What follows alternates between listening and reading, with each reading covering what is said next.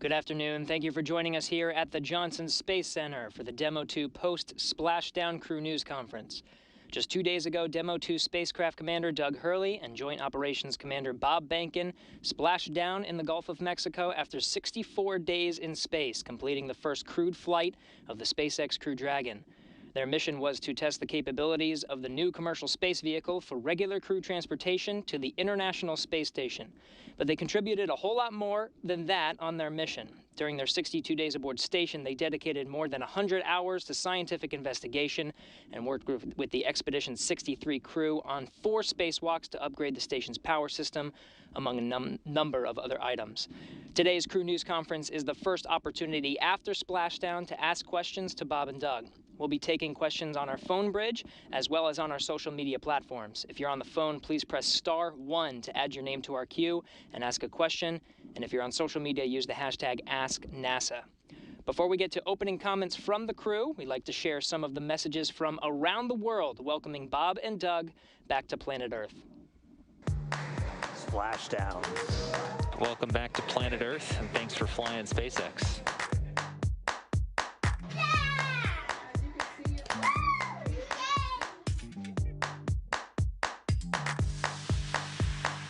One, two, three, four.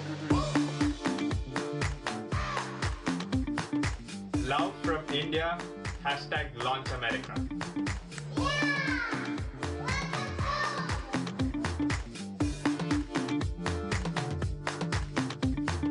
One, two, three, four.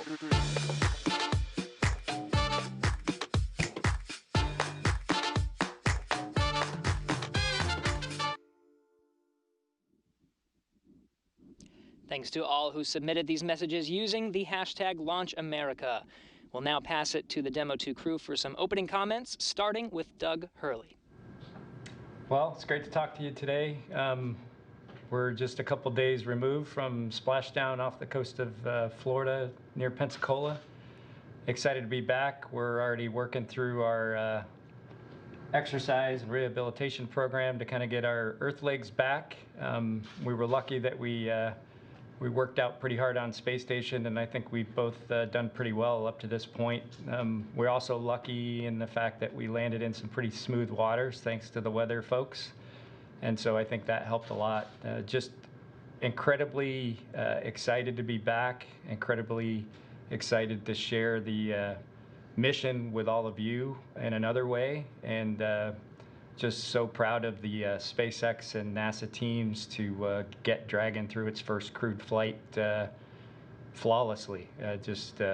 We're almost kind of speechless as far as how well the vehicle did and how well the mission went, and all the things we did on board ISS with Chris Cassidy and Anatoly and Ivan. So just glad to be back, and it's great to see how excited everybody was for our mission and followed along, and we hope it brings a little bit of brightness to a pretty tough 2020. Thank you, Doug. We'll now hand it over to Bob Behnken. I think Doug pretty much covered most of the things that either one of us would say about the mission itself. I would just add that, you know, it's a humbling experience to be a part of what was accomplished with the SpaceX vehicle. Just a wonderful team on the NASA side and the SpaceX side to pull it all off. It took years in the making. I think Doug and I have been working at it for a good solid 5 years to get to this point, and it's just awesome to kind of see it to fruition.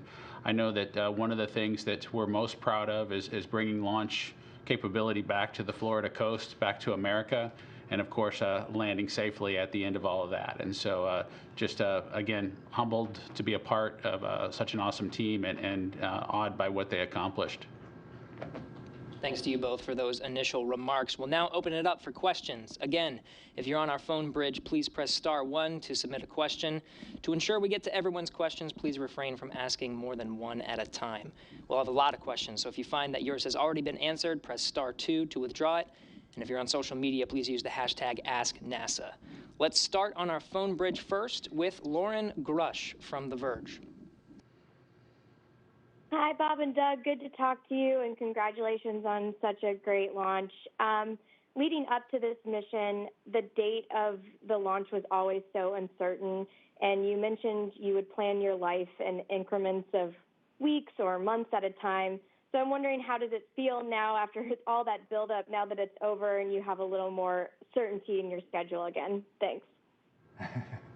Yeah, it's a good question. I don't know if certainty is the right word at this point. You know, I think for both of us, it still feels pretty surreal, and I know that's a little bit overused, but I don't know how else to describe it. You know, one minute you're bobbing in the Gulf of Mexico, and you know, less than 2 days later you're in a news conference. So, you know, it's been a time to reflect and think about a lot of the things that went on in the lead up to the mission itself, like, you know, the launch, the on orbit time, the entry, the landing. But yeah, at least we know we're done with the mission, which, you know, we didn't even really know launch dates until just a few months before we launched. We didn't know the duration of the mission until a few weeks before we came home. And so I guess it's nice in that respect to be back with our family and our friends here at NASA and working through the post-flight activities that we have. And they're pretty well scheduled for the next few weeks, for sure. In fact, there's a lot of stuff to do over the next few weeks. So we're hoping at some point just to take some time off and share a little more time with our families, since they were the ones that really had to sacrifice as Bob said, over the last 5 years. Because we were mostly in California, and we were mostly, obviously, the last 2 months in space. Next, we'll go to Andrea Leinfelder from the Houston Chronicle. Welcome home. Bob, you gave a really great description of what it was like to launch in the Crew Dragon. I was hoping you could give us a similarly vivid account of what it was like to land. Thank you. Well, thank you, Andrea. You know, the landing was, I would say it was more than what Doug and I expected. Things are always pretty smooth as you work through a deorbit burn, because of course you're still in low Earth orbit while you take that little bit of energy out that it takes to lower you into the atmosphere and start the trip home. As we kind of descended through the atmosphere, I personally was surprised at just how quickly the events all transpired.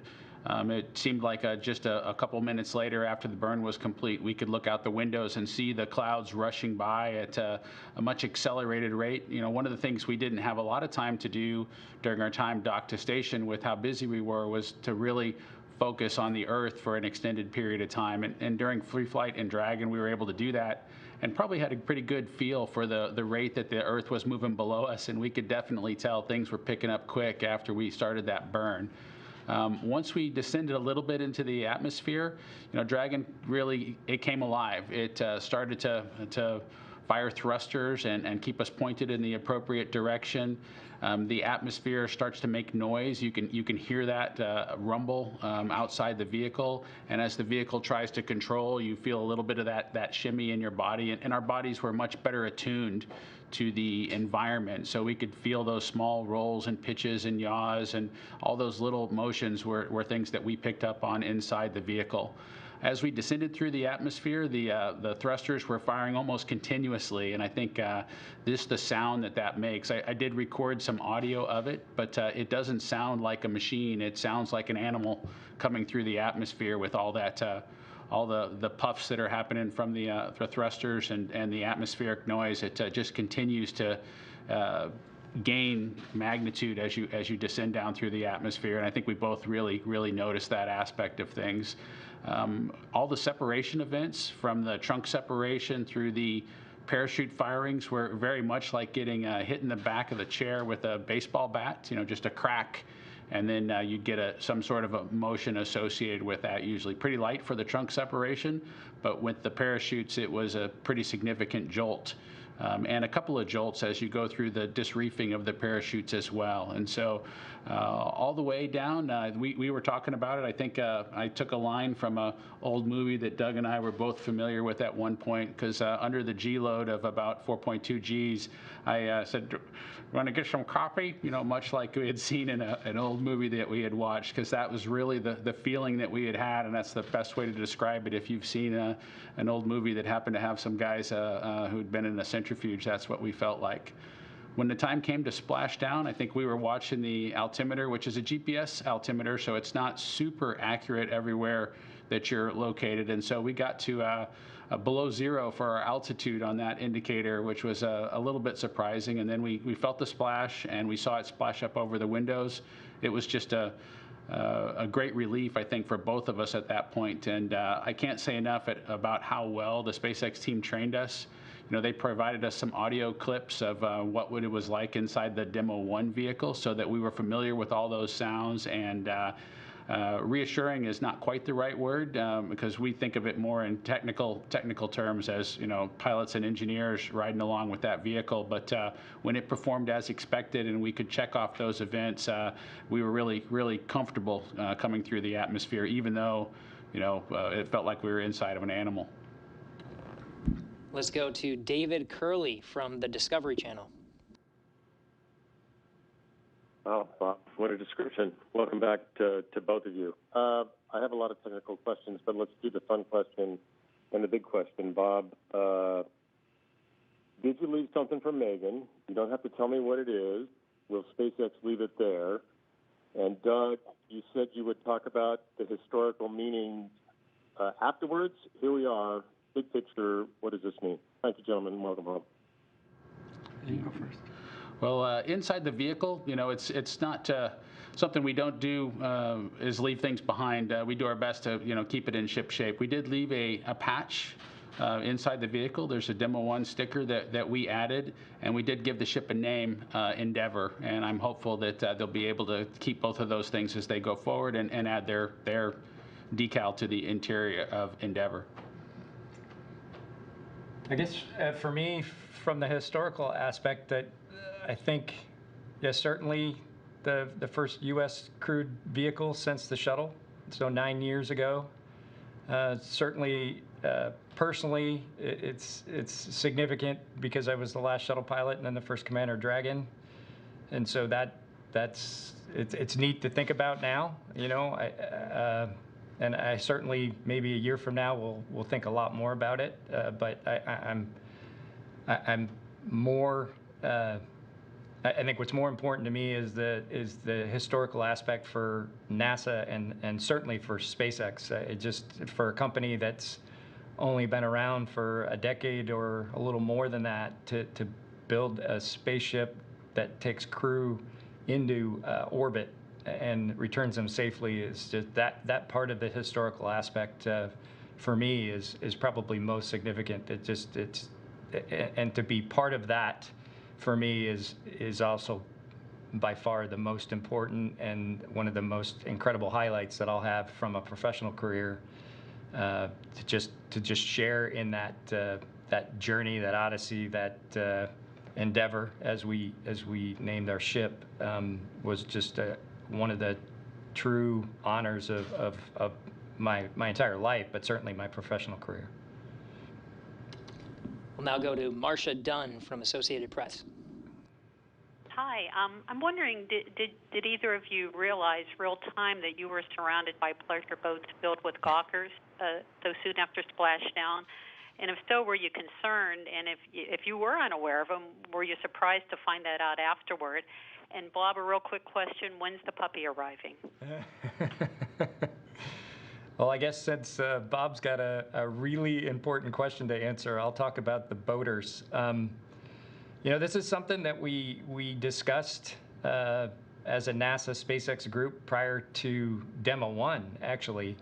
And, you know, we certainly appreciate the folks wanting to participate in the event. But, you know, there's some safety aspects that I think, you know, as the administrator said, we'll have to take a look at, because it just can't happen like it did before. But certainly we were not, and it's mostly due to kind of the way the windows looked after Splashdown. So, you know, the reentry is a fairly dynamic event, and you can see from, you know, just an overall view of the capsule that reentry is a pretty demanding environment, you know, with the different scorches on the vehicle, and the windows were not spared any of that.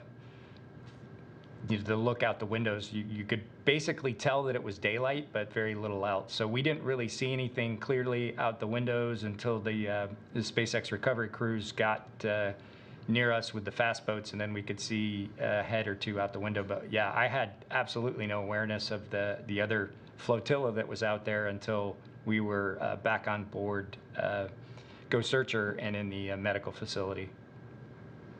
Yeah, I just would add a little bit to that, which is, folks need to realize we were delayed with actually opening the hatch for an extended period while the teams really made sure that everything was clear and the vehicle was safe for us to exit and for them to get as many people as required to, perform that extraction for us. And so just a word to the wise for folks who have ideas of coming that close again in the future, that, we take extreme precautions to make sure it is safe, and we do that for a reason, and hopefully they'll appreciate that, that's required really with spacecraft operations. As far as the puppy goes, we're on about a 2-week time frame where we need to teach my son a little bit about the things that are required to, have a dog in the house, and make sure he's comfortable with picking up his responsibilities associated with the dog. I've done a lot of that with the IP phone from the space station over the last couple months, but now he's got to put his work in to get the dog bed in the right location and show me that he's ready to take on that responsibility. And he's gonna love that puppy, and he's gonna he needs to bring him up right, and so we're gonna set him up for success. Otherwise, it'll be my dog instead of his. Let's go to Robert Perlman from Collect Space. Hi, Bob and Doug. Great to see you back on Earth. Up until now, after a historic NASA first flight like yours, it would almost be a given that something from the mission, the spacecraft or the spacesuits, would be headed to the Smithsonian. But given the commercial nature of your flight, very little of your mission's equipment belongs to NASA, and your spacecraft is already slated to fly again. So we're up to you. What would you like to see SpaceX donate to the National Air and Space Museum, or otherwise put on public display? And might we see your sons agree to donate Tremor? Well, they might make that agreement. I'm sure they would request something in trade. I don't know, at least an opportunity to go see where Tremor's new home would actually be. I think there's a lot of Tremors out there as well at this point, and so I think that it could be that the marketplace is saturated with Tremors. As far as what I'd like to see donated, I still think there's an opportunity for the history to play out and this capsule to still end up in the Smithsonian. It can be used and reused and then find that permanent home.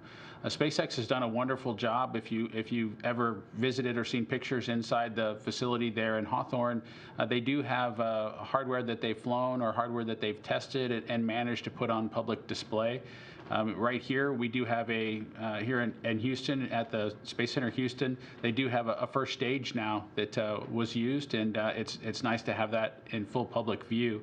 And I'm sure and confident that they are going to share pieces of the hardware with the public at large. If you go out to Hawthorne, there's a first stage sitting right there on the corner of the property line there, and it's just awesome for people to see that hardware and be able to recognize it as hardware that was used for space missions, and take a picture next to it and be a part of it. And so I know they'll do it, and if it was up to me, I think all this hardware has a home someplace in the future when it's used up. It's just not used up yet.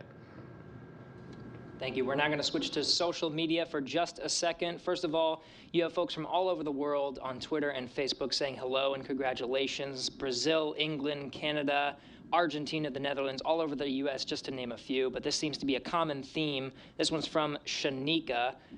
Who gets to keep Tremor? Well, I think we're probably going to go along the lines of, I believe it's the NHL, where the team that wins the Stanley Cup, if you're familiar with that, each member of the team gets to have the Stanley Cup for a day or two, and I think we'll probably work out something along those lines where we just have he spends some time at Bob's place, and then he spends some time at our place, and I think that's fair. And then I think at some point, obviously, the boys will, they're going to grow up and potentially outgrow Tremor, and we'll figure out a good a good place for tremor as well, just like hopefully with Endeavour and our suits and anything else that was associated with this mission. It's just a neat memory for Bob and I as fathers, to share this type of thing with our sons, and we're just thankful that we were allowed to take tremor with us, and it's frankly just amazing to see the response to tremor and how much people enjoyed that part of the mission, along with some of the other things. So we really appreciate that, and thank folks for understanding, that it was important to us. We'll take one more Ask NASA question, this one from Leanne on Facebook, asking, what's the first thing you ate after returning to Earth? I think for both of us, the first thing we ate was the pizza that they had available on the jet that brought us back into Houston. So we had a good pizza. We've done a lot of travel on the aircraft operation folks here at Johnson Space Center's aircraft over the last 20 years, frankly, whether it was T-38s or as we responded to COVID and used the larger airplanes to help us get from place to place from a training perspective. And they always have a good plan for taking care of the crews that are on board, and our landing day was no different than the other days. They had us all hooked up and set up, and the pizza was waiting when we made it on board. Thank you. We'll now return to the phone bridge, starting with Eric Berger from Ars Technica. Hi, guys. I want to congratulate you on your excellent timing. Houston in August is lovely. If I may ask a non-tremor question, were there any surprises during the mission? It all looked so smooth from the launch to the landing, to us watching on the ground. And was it really that perfect? Like, did the vehicle perform that well, or was there anything that happened, like maybe you went in a capsule on orbit and there was a funny odor, or something that alarmed you during the 2 months you were up there, or was it all just that smooth? Thank you. Yeah, frankly, the DM2 mission part of it, as well as the docked ISS mission that we participated in, Expedition 63, but certainly the DM2 mission, I personally expected there to be more, certainly not issues with the vehicle, but some challenges or some things that were maybe not quite what we expected. I mean, even on our shuttle flights, we had things that happened on both of mine, and I know, Bob and I have talked a lot about his missions as well. There were things that happened that were right out of a simulator event, and something that you certainly wouldn't have expected in a real flight. But my credit once again is to the folks at SpaceX, the production folks, the people that put Endeavour together, and then certainly our training folks. The mission went just like the simulators, and I'm honestly, from start to finish, all the way, there was really no surprises. And I think for me personally, I expected the entry to diverge somewhat by what we saw in the simulator. And what I mean by that is, as a capsule gets into the thicker air of the atmosphere, so somewhere around 20K down to maybe 10K, just prior to the drogues with Dragon, I expected there to be some divergence in attitude control, because it's a real tough problem for the ship as it gets into the thicker air to maintain perfect attitude and control. And at some point, and then the design of this vehicle is for the drogues to come out potentially a little bit earlier than they normally would come out, to kind of right the vehicle. I fully expected that to happen, and it did not. The vehicle was rock solid right up until the nominal drogue deploy altitude, and as Bob described, you could feel it. You knew exactly. You felt the decel. You knew the drogues both worked. And then it was the same with the mains. We felt the different stages of disreef, and right to the impact in the water, it was, we kind of had a feeling it would be not as much as a Soyuz landing as it was described to us, but it was going to be a pretty firm splashdown. And then, how we bobbed, even how we bobbed in the water, and how the vehicle sat in the water. So my compliments to SpaceX and the commercial crew program. The vehicle performed exactly how it was supposed to, and you feel really good about Crew 1 and what they should expect and what they should see when they fly their mission. Next is Chris Davenport from the Washington Post. Oh, hey guys, welcome back. Good to see you. Two quick ones. Just looking for maybe, Bob, a description of what it was like inside Dragon when the heat was building, that plasma was building. Were you cool? What the view was like? And then maybe, Doug, if you could talk about how many calls you made on the sat phone and who you called. Thanks. Bye. You know, as we came through the atmosphere, I think we had a pretty good view out the window until the G's started building. At least for me, my focus kind of shifted towards the display content, and the windows are down by our feet, and so being able to look at those requires kind of head motion and pushing your body around, and so just didn't seem like the smartest thing to do, you know, as the vehicle was maneuvering and starting to put G's on, to be turning our heads and trying to move around in the seats. At that point, we were trying to make sure that we were good and strapped in. I do feel like I felt some warming of the capsule on the inside. And so the real notice was that when I did get a chance, once the G's had come down, to look out those windows again, you know, they were obscured, as Doug described earlier. And so we kind of saw the clouds racing by, and then the G load started to build up. And we focused on, you know, monitoring the vehicle and paying attention to those small bobbles that we could feel as it controlled the attitude. And then there was not much to see out the windows by the time we had another chance to do it. So, yeah, and I think I'll just add, I had an entry that was a night entry and then a day entry, and it's tough with shuttle even to see the plasma in the daytime. It's almost just this really thin pinkish hue that you could, in the front seats of the shuttle, you could pick up just it was very difficult to see. So I certainly didn't expect with a full daytime entry like we had with Dragon, and then as Bob described, the position of the windows relative to where we sit until the seats adjust for the basically to get our heads more vertical than our feet.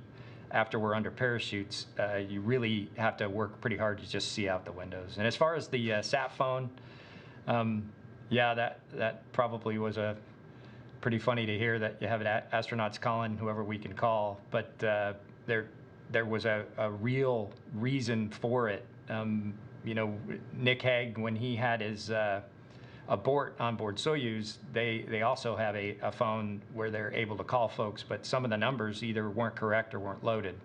And as I think most people know, in this day and age, we know very few phone numbers by heart like we used to know many years ago. And so we wanted to get a test objective out of the way, which was to call the core station at Hawthorne. And when we called to say, hey, we would like to do that, they said stand by. And so we decided we would exercise our judgment and use the phone to call some other folks. So we called Anthony, I think, at the Capcom console, or at the flight director console here. And, you know, hi, this is Bob and Doug. We're in the ocean. And then we also called our wives, who happened to be together. I think they were here at Mission Control. And, of course, they were excited. And as all folks know, that have gone through this, as a family member, you're kind of helpless until you hear the voice of your loved one on the other end. And this was a great chance to reassure them that we were in the water, we were okay, we were feeling good. And then at that point, we were still waiting on SpaceX, and so we just decided to call a few other people that we knew their phone numbers to. And we got a hold of a few, but if anybody's ever used a sat phone, sometimes they work and sometimes they don't connect. So it was a very successful test, and we're confident that future crews, if they need it, it's a good option for communication. Next is Stephen Clark from Spaceflight Now. Hi guys, congratulations on a successful mission and welcome back to Earth. Thanks for taking my question. Just wanted to, this by all accounts was a very successful test flight. Just based on your experiences, can I get one of you to comment on if you think Crew Dragon is ready to go for crew rotation missions to the ISS with your successful return? Thanks.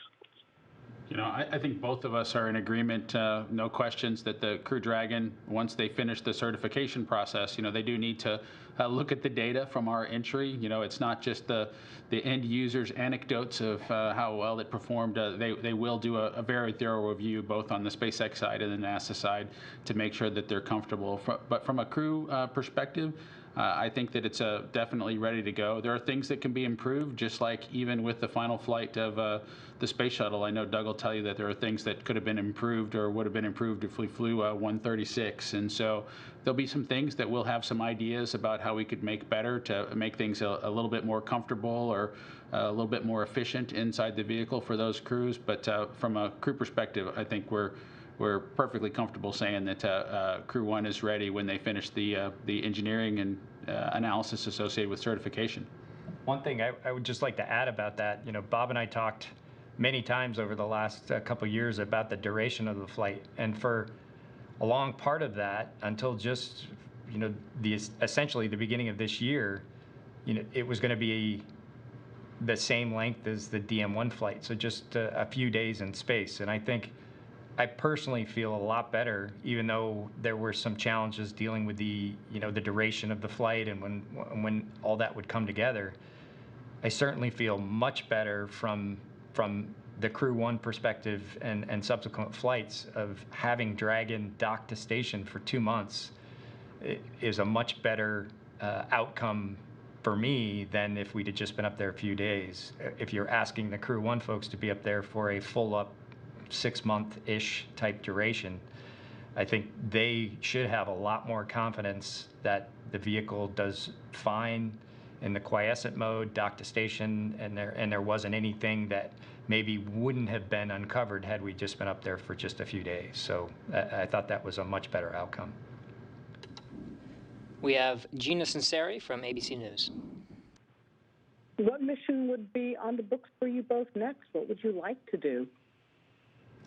At least for me, I think in the short term is I transitioned to a support role. As you know, my wife is assigned to a SpaceX mission, and we have a young son. And so I'll definitely be focused on making sure that her mission's as successful as possible and supporting her just as she did for me over the last 5 years with the uncertainty in our launch dates and uncertainty in our return dates. It's definitely her turn to focus on getting her mission accomplished while I take care of the things that need to be taken care of for our home life. Next is Elizabeth Howell from Space.com. Welcome home, and I wanted to know what kind of lessons learned or kind of advice that you would be giving to the Crew 1 when they get ready to go. That's a great question, and we have a tag up with those guys, I believe, early next week, and I think we've mentioned before that we talked to them shortly after launch and once we were docked, just to kind of, while it was all fresh in our memories, a data relay to all the things that we noticed or saw, sounds, and things that really can't be emulated very well in a simulator, and things that would trigger any of the other training objectives that they're going through right now as they wrap up their training. And so I think lessons learned, there are always lessons learned, things that we did that maybe we could be more efficient about, or that we learned, or that we thought maybe would work one way, or that maybe would work better for another. But generally speaking, I think it's more just relaying the experience and what we did in those particular situations, and also trying to at least imagine what it would have been like to have 4 people in the vehicle rather than 2. We did some docked operation evaluations with 4 people, and we had Anatoly and Chris act as the other 2 crew members, and their vast experience in flying Soyuz and spaceflight in general, they had some great suggestions, and we at the time passed those things on in the debrief, and we'll definitely talk to the Crew 1 folks about that as well. But yeah, there's a very formal process and then an informal process, and we'll just try to pass on everything that we learned and what we think might work the best with a crew of 4. We have Joey Roulette from Reuters. Thanks for doing this. And Bob, I really appreciated that description of descending in Crew Dragon you gave earlier in the call. And I was wondering, do you think there's anything SpaceX can or should do to make Crew Dragon's descent calmer, or is that the way it should be, and is that what you expected? Thanks.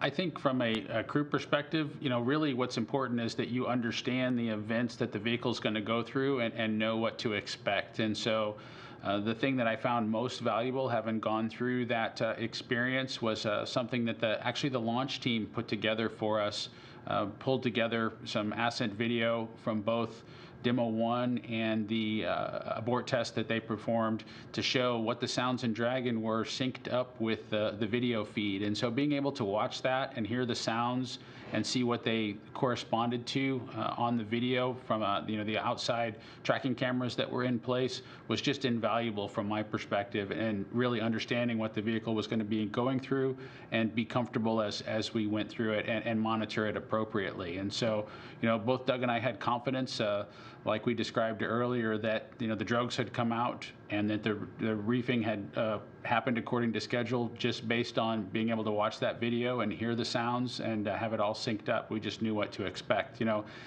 This maybe sounds a little bit boring, and I'm going to get probably some flack from talking about movie cliches again, but there's a movie, Groundhog Day, where they're sequencing through and everything is predictable. And for dynamic events like a space flight, for ascent and for entry, it really is invaluable as you try to control your body and come through that environment, whether it's a G-loading or it's the dynamics of a pitch, yaw, and roll, moving you around inside the vehicle.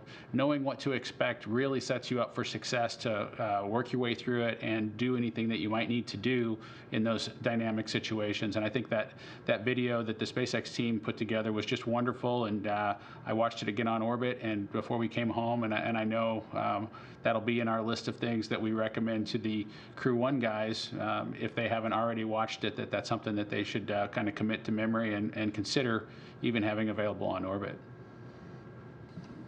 Next is Morgan McFall from Business Insider.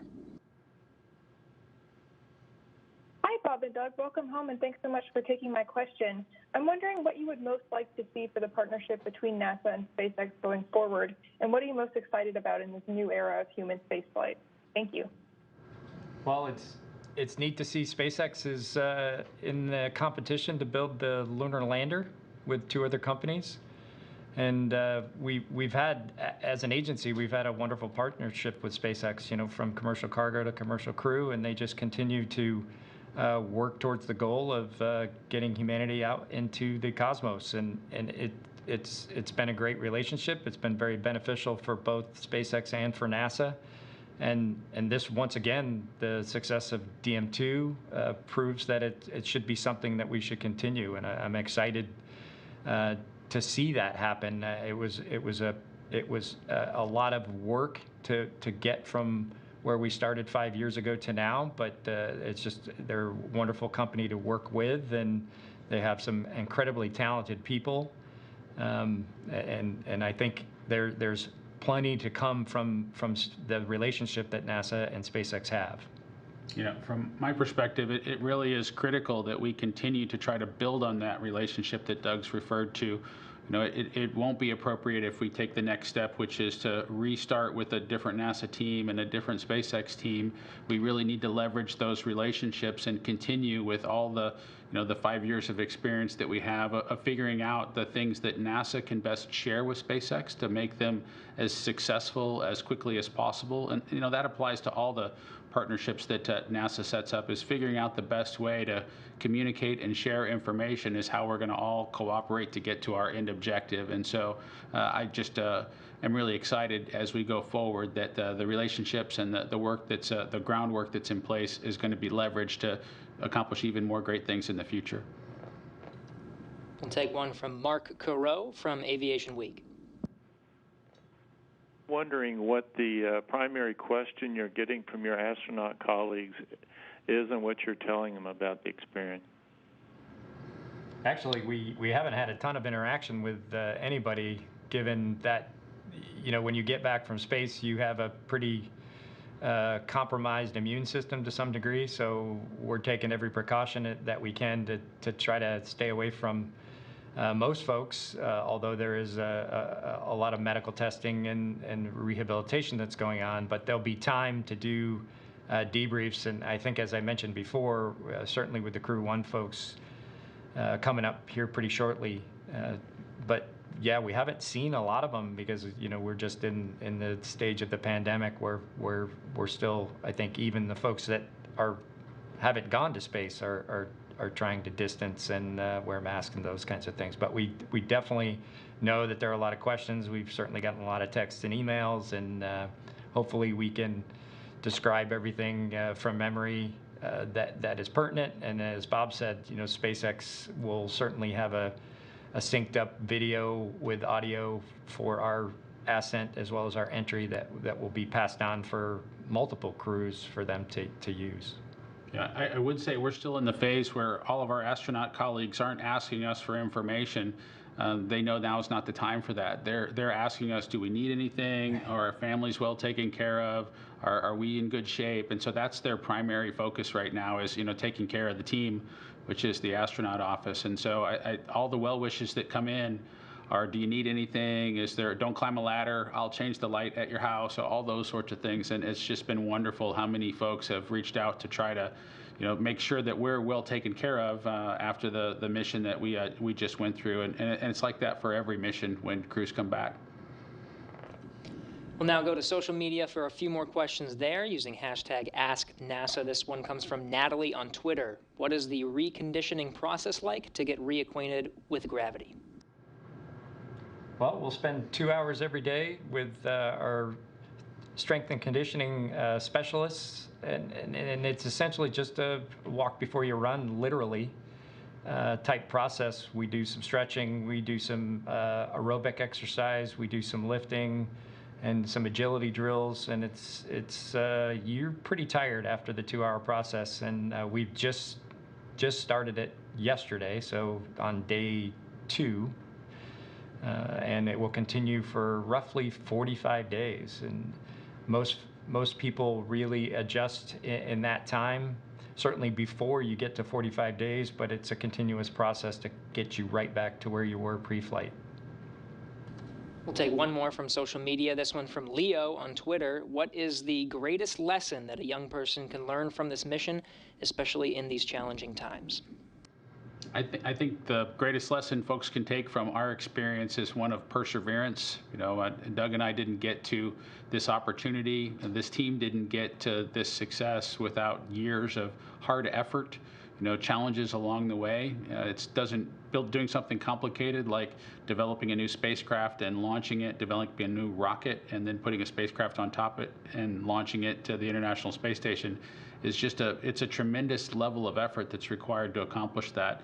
And there are setbacks. There are challenges where rocket performance isn't what you expected, or a propulsion system on board a capsule isn't exactly everything that you thought it was, and you have to adapt to those challenges, and you have to overcome them and continue forward and maintain both optimism and paranoia as you go through that perseverance. And so those are all normal things as you try to accomplish challenging tasks. And so I'm hopeful that our experience, the entire SpaceX team's experience, and the NASA team's experience, one of just the focused effort for an extended period of time, can lead to just awesome results if you stay focused. And so that message of perseverance is the one that I would want to share.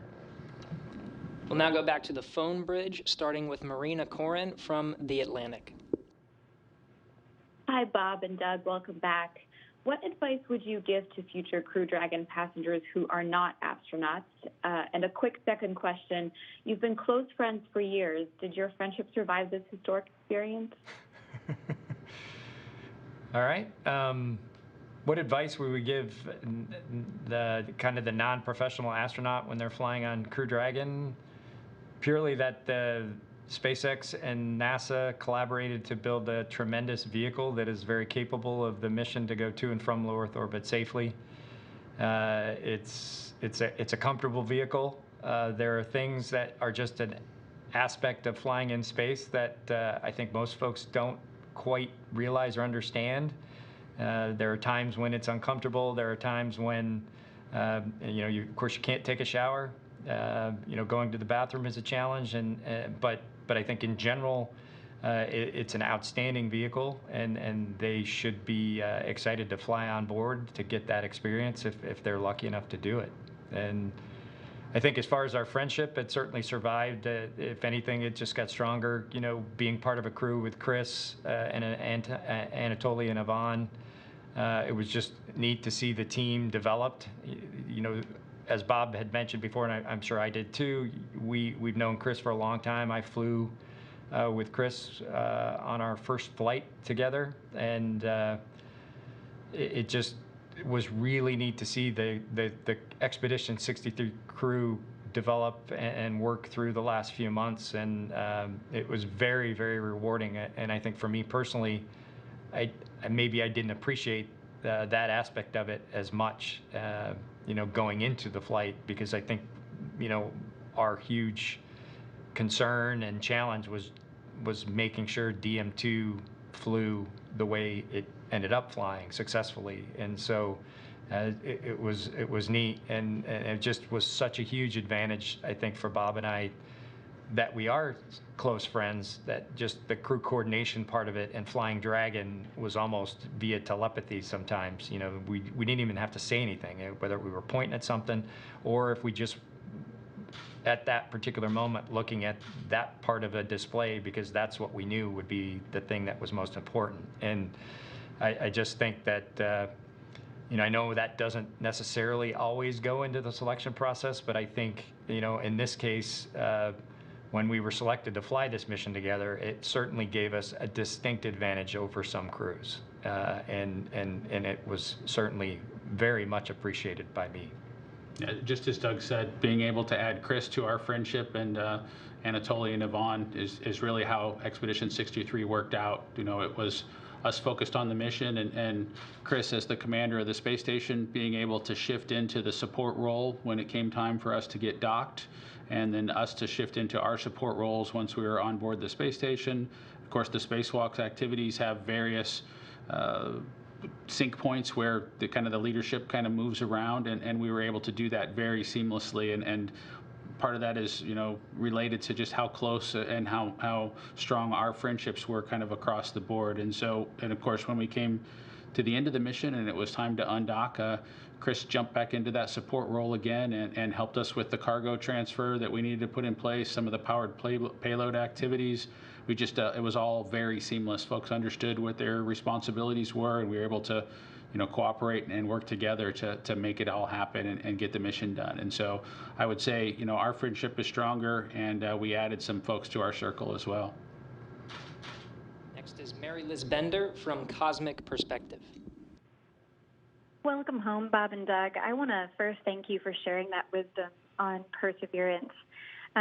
You shared a lot of stunning images of Earth while you were on the station, and I really enjoyed the perspective you gave with the captions that you used. And I just wanted to ask, what compelled you to share so much, and what was your favorite location or feature to photograph? Well, I think we can both answer that one. For me, I just, every time you look out the window of the space station, and certainly we didn't get the opportunity that I thought we were going to get, based on the description of previous crew members. Our time was used up a lot to make up for the fact that we were down to 3 crew members on the space station prior to us getting there, and I think, and rightly so, the International Space Station program needed us to get to work right off the bat. But the time that we did get to do that, the perspective that you have from low Earth orbit of our planet is just one of just complete awe of, first of all, how beautiful the planet is, and that there are no borders that you can see from space, that the atmosphere is so thin, and then literally every time you look out the window, you see something different and even more beautiful than the last thing you saw the last time you looked out the window, and it's always different. And maybe more so this year than in past years that astronauts have taken photographs out the window. The country, the United States, and the world has been dealing with so much chaos and drama and the pandemic and all the things that have been going on in the world. And if it were me, it would make me feel better to see these pictures from space. And so I think we just felt like it was a way to maybe have folks maybe have a distraction for a while, and also to appreciate the planet that we've been given. It's unique in that standpoint, and it's just beautiful to look at, and it's I personally feel it's our obligation to share what we see, because not everybody is going to get to go to space, and to just bring as much of the experience to everybody back on Earth is something I thought was very, very important. You know, I think for both of us, we didn't expect to have a longer duration mission. We expected to have just a few short days, which would have really limited our opportunity to share the station life aspects or the things that you can see from low Earth orbit or from the space station with folks. And when we got the opportunity for a longer mission, I think we both wanted to take advantage of that. You know, I think the Earth below us is a wonderful view, just some amazing things to see. I'm a little bit, I'm a physics trained engineer background sort of a thing, and so I was really interested in the things that were examples of science or engineering or just physics below us or above us that was happening. And so whether it was light shimmering across the ocean surface, or it was sunrises or sunset, and trying to figure out how to get a photo and share that so that somebody else could have the same wonder that we have when we get a chance to see it ourselves was what was really important to me.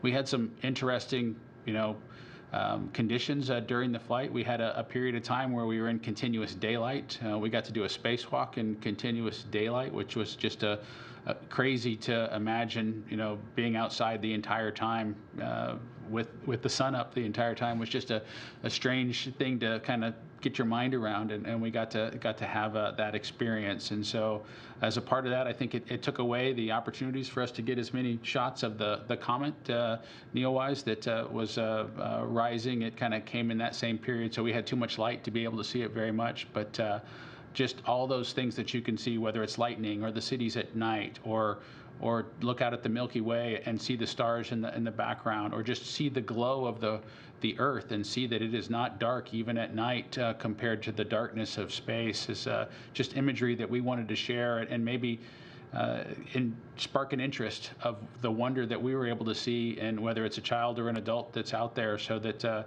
in this year and years in the future, folks can look at that and be inspired to have the kind of careers that we've had, or chase a different dream than the one that we've chosen. Next is Irene Klotz from Aviation Week. Thank you. I realize you're still digesting all of this, but if the decision were up to you about when to fly friends, family, other non-professional astronauts, do you think that the system is mature enough after just perhaps another 2 flights to have that kind of mission? That's a good question. I think if it were me and it was a family member, certainly, as Bob described, there's a certification process that Endeavor hasn't completed yet, and it'll likely be weeks. And I think from my experience of flying fighters and testing fighters, a first flight, there's a lot of scrutiny on a first flight, and there's a lot of work that goes into a first flight, but you can't let your guard down, and you got to take a look at the data. You've got to listen to the hardware, and it's probably going to take a few flights because we certainly did our best, and I think the teams did their best to script this flight to be a full-up test flight. But there are certainly things on Dragon that could be tested more, and there, just for an example, we dock to the forward part of the space station. There's certainly the likelihood that a Dragon is going to have to dock to a different docking port, either the Zenith, I think it's the Zenith port that is likely to be next for a commercial vehicle. And it may sound somewhat insignificant, but it isn't. And so all the software that needs to go into the vehicle trajectory analysis and the things that they need to do in order to make that possible, and for our flight that was not possible. The software hadn't been written yet to do that docking port. So just things like that. So I think it's going to take a few flights before, and I think that's prudent, a few flights before we can consider this vehicle completely tested. And then, as we all know, the space business, like a lot of those technically challenging businesses, is not forgiving. So the bigger thing to take a look at is to just not let your guard down and don't just assume because the last flight went perfectly that the next flight's going to go perfectly. You have to do that rigor and that analysis and that attention to detail, and you can't get complacent, and you can never get complacent with a space vehicle. That's all the time we have for questions today. Thanks to all who submitted questions, and thanks to Bob Behnken and Doug Hurley for taking the time to discuss this historic event. The Demo 2 mission is part of NASA's Commercial Crew Program, and we have more milestones coming up in the very near future. So for the latest, please visit nasa.gov/commercialcrew. Thanks again for joining us. That'll wrap up today's Crew News Conference.